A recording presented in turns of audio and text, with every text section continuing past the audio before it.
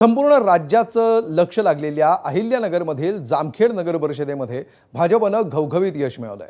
जामखेडच्या एकूण 24 जागांपैकी 15 जागा आणि नगराध्यक्षपदावर भाजपनं आपलं नाव कोरलं। या विजयानंतर विधान परिषदेचे सभापती राम शिंदेंनी आमदार रोहित पवारांवर टीका केली आहे। तर आगामी जिल्हा परिषद आणि पंचायत समितीच्या निवडणुकीतही भाजपला घवघवीत यश मिळेल असा विश्वास राम शिंदेंनी व्यक्त केला।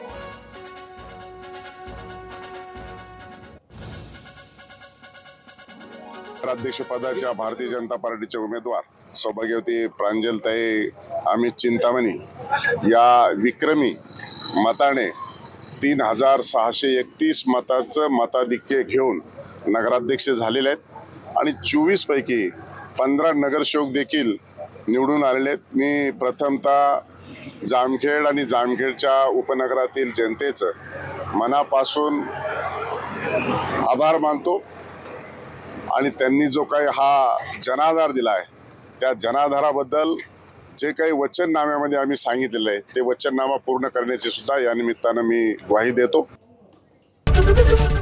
एबीपी माझा, उघडा डोळे बघा नीट।